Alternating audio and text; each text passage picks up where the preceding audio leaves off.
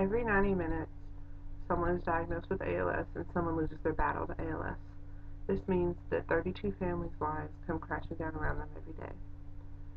Many of you may not have known about ALS before the ALS Ice Bucket Challenge went viral due to Facebook, Instagram, YouTube reposts, being challenged yourself. But a lot of people who have participated don't know anything about the disease. ALS is a progressive neurodegenerative disease that affects the motor neurons leading from the brain through the spinal cord to the muscles of the body. The slow degeneration of these motor neurons leads to the death of these motor neurons, and that leads to paralysis. It's not like the kind of paralysis that you get when you're in a car accident or fall off the building or anything. It's you can't move at all, but you can feel everything, you can see everything, you can hear everything, and you can't do anything about it. There are two types of onset to ALS, and that is bulbar and limb. In bulbar, it affects the swallowing, speech, and respiration, and this usually develops faster and it kills faster due to its effect on respiration. Limb onset has to do with the hands, the feet, the legs, the arms, but eventually it reaches your respiratory system and your speech, and it's just as deadly. The symptoms are muscle weakness, thick speech, twitching, which are muscle spasms. It's hard to breathe and it's hard to swallow. So eventually, many ALS patients have to get a feeding tube.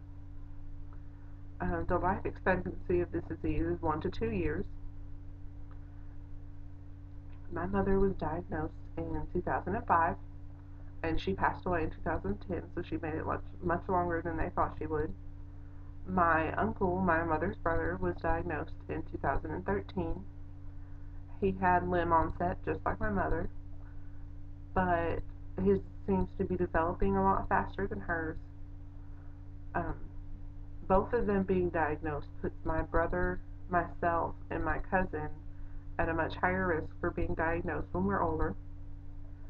Um, there is an association called the ALS Association that offers help to ALS patients and their families through Christmas presents, um, helping find wheelchairs and respirators and chairlifts and such stuff like that. And every year, ALS chapters all over the country have walkathons to raise money.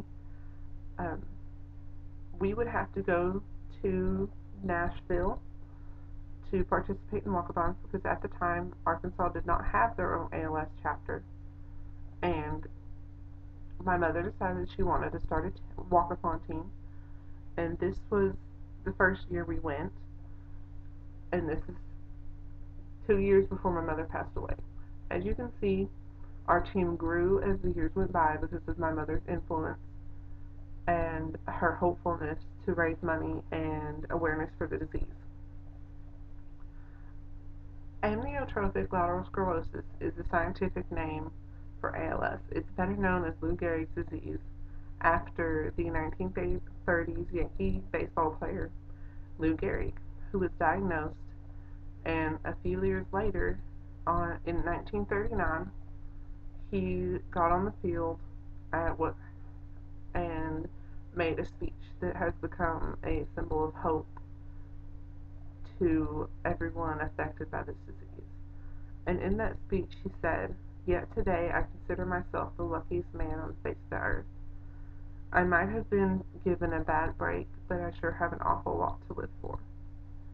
This shows everyone who's affected by this disease that it's not the end of the world, that you can still make a difference and you can still help people. My mother lived by this, and so does my uncle now. They strive to help people, and my mother started a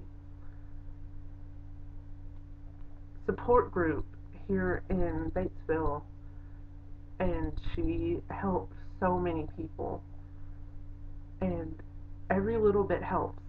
Clean, if you have someone that you love that has ALS, clean their house, cook them dinner, do anything you can for them. I know when my mother was sick, it killed her because she couldn't hug us anymore, and she couldn't get down and help us with school projects or anything. So if you have someone that you love that has ALS, hug them, let them know that you love them. Ask them to help you with homework assignments, even if it's telling you what they think the answer is.